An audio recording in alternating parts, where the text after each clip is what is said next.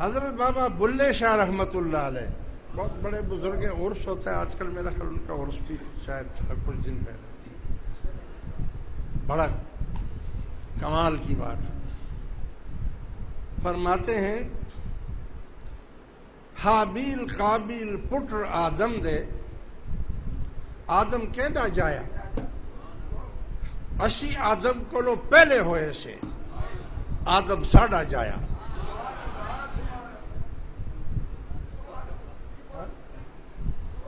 حابیل قابیل تو آدم کے بیٹے ہیں، آدم کس کا بیٹا ہے؟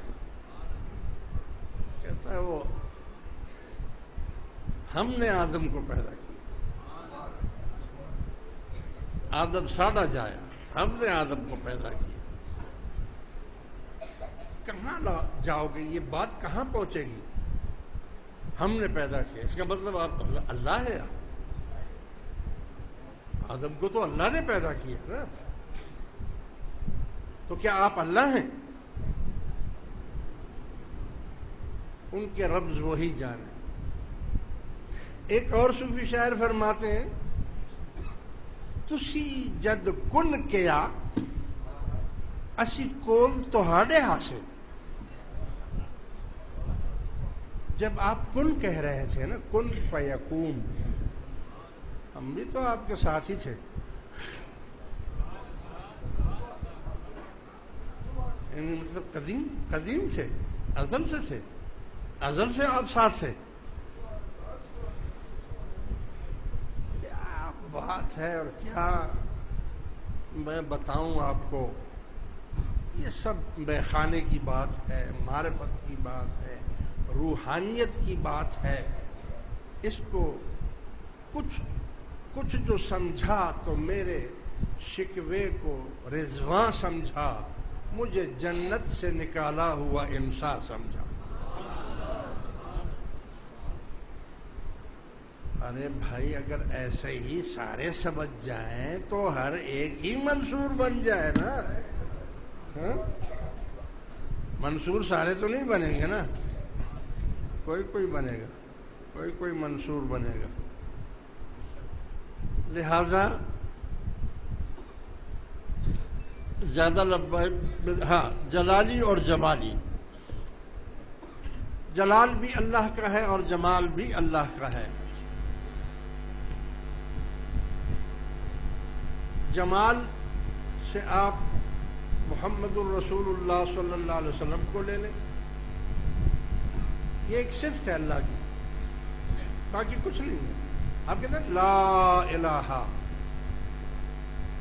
نہیں ہے کوئی معبود الا اللہ، مگر ایک اللہ ہی اللہ ہے۔ تو جب اللہ ہی اللہ ہے تو یہ کھوپڑیاں کہاں سے آ گئی؟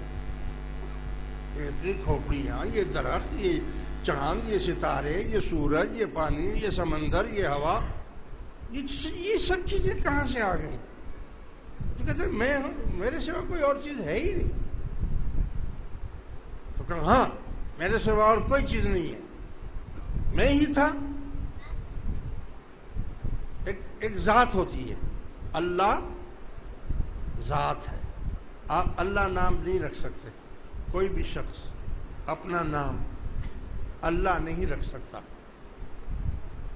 رحمان یہ اس کی صفت ہے، رحیم یہ اس کی صفت ہے، قہار اس کی صفت ہے، جبار اس کی صفت ہے، محمد اس کی صفت ہے، محمد اس کی صفت ہے۔ زمین، آسمان، چاند، ستارے، یہ تمام پھر صفات میں آتے ہیں، صفات میں آتے ہیں۔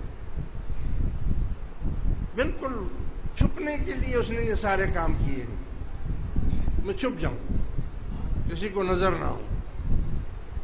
آپ کو پیدا کر دیا، کسی کو دنیا میں لگا دیا، کسی کو مال میں لگا دیا، کسی کو اولاد میں لگا دیا، کسی کو عشق میں لگا دیا، کسی کو بیوی میں لگا دیا، کسی کو زمین میں لگا دیا، کسی کو پلاٹ میں لگا دیا، کسی کو، سب ادھر متوجہ ہو گیا، اس کو کوئی دیکھ ہی نہیں رہا، وہ سر پر کھڑا ہے۔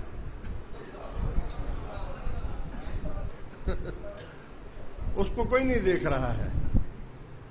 سب اس کی صفت کی طرف دیکھ رہے ہیں، اس کی ذات کی طرف کوئی نہیں دیکھ رہا ہے، صفات کی طرف دیکھ رہا ہے۔ معرفت کس کو کہتے ہیں؟ شریعت ہے، پھر طریقت ہے، پھر معرفت ہے، پھر حقیقت ہے۔ کیا ہے؟ مخلوق بھی تین قسم کی ہے، ایک عوام ہے، ایک خواص ہے، ایک خاص الخاص ہے۔ ہر چیز میں اللہ تبارک و تعالی نے فرق پیدا کیا ہے۔